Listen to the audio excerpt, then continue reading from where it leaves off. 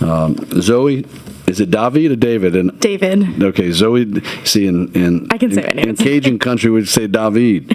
So, Zoe, if you don't mind, introduce yourself for the records. And Samantha Bosalvage, I might have slaughtered that one as well. If you're on deck. So, Zoe, introduce yourself for the record. Thank you. Thank you guys for having me here. I just have a quick statement.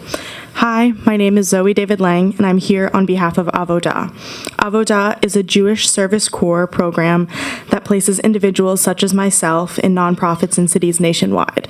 I am here because Avodah, as a Jewish organization, is deeply against these secrecy laws and the gas suffocation of humans. We believe in the sanctity of human life. Secrecy laws allow secret concoctions from secret places by secret people. The people of Louisiana deserve to know what is being done in their name. Companies should not be allowed to hide in the shadows. This is not justice. I also just wanted to put on the record that Avodah is also against gas suffocation and is a part of the Jewish Community Relations Council. We voted on a resolution against gas suffocation in the state. It's right here. Thank you. Sorry about that. Thank you. If you want to leave a copy of that with committee, we'll be happy to hand that out to our members. Okay. Thank you. There are no questions. Thank you for your testimony, Ms. David Lang. Thank you. And we'll have Ms. Samantha up next with the National Council for Jewish Women. And on deck, we're going to have Ms. Anna. I'm having trouble with an attorney representing herself. If you don't mind, you're on deck. It might be Willard or Anna. If you're in the room, you're on deck. Samantha, please introduce yourself for the record. Good morning. My name is Samantha Bosalavage. You were very close. I know it's hard. I would also butcher your name. I apologize. I'm here today, as you mentioned. Anybody who wants to have last name challenges, I'm up for it. So.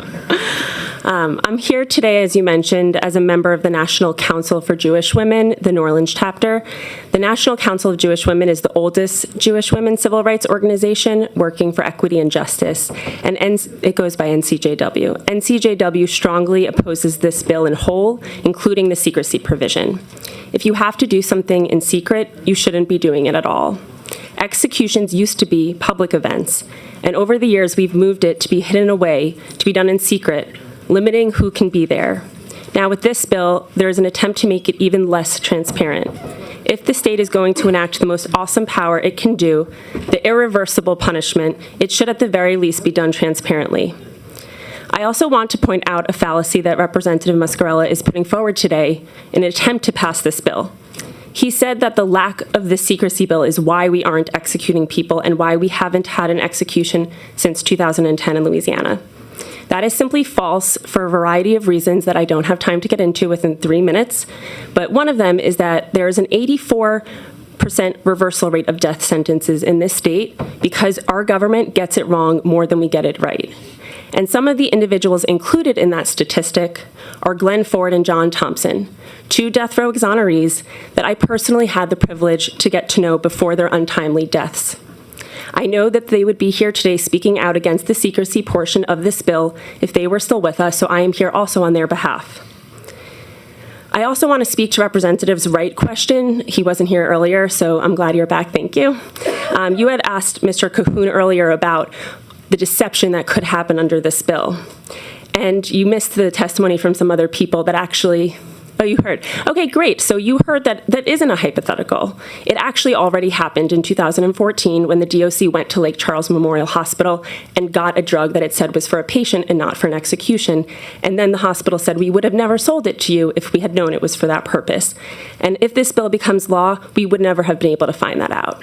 So there is deception that has happened that this bill would now cover up if you pass it. And lastly, there's no real bullying actually happening. The lack of lethal injection executions is not because people have been bullied, it's because the state cannot get the drugs because no one is willing to sell them. And as Representative Marcel said, the pharmaceutical companies won't sell the drugs to the state.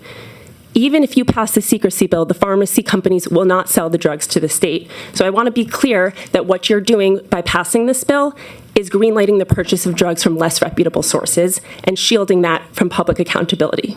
Thank you. Thank you, Ms. Bolsovich. Did I get that right? Close? Basalavage. Basalavich, thank you. We appreciate your testimony. There are no questions for you.